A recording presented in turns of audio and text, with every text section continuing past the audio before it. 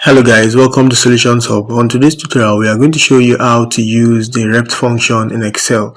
So it's actually used to repeat a text in a specified number of times, right? Good, like a string in a specified number of times. So we have the continuous assessment of 20 students who are offering 10 courses, and then we also have their results, or let's say their scores summed out to this particular column, right? Good, so you can see the scores and the total. Now we want to use this REPT function to track, or let's say see their level of progress. So we go equal to, we type the function, that's REPT, right? Good. So it repeats text a given number of times. Use REPT to fill a cell with a number of instances of a text string. So when we double click on it, the input will be, the first is a text, so we are going to quote it, and then we use the pipe, right? Good. And then we close it. So the number of times we want to use it is actually the cell reference of the total score of each of the students. So you can actually type the number, but for you to be able to fill it down automatically, let's use the cell reference. So we click on that and then we close that. So if we click on enter, we have the different vertical pipes that are showing the level of progress of each of the students.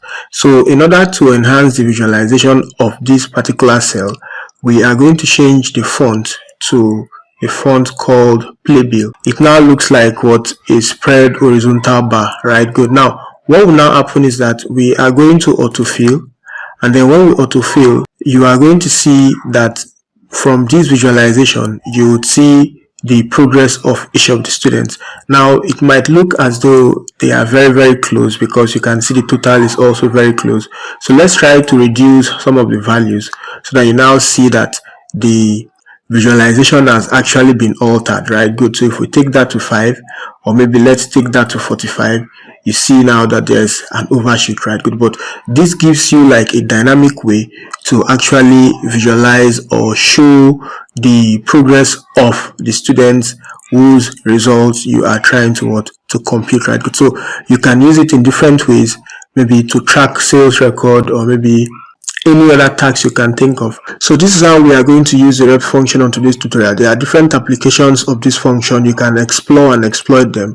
Leave in the comment section to let us know which one you have used, or if you are going to try this method out.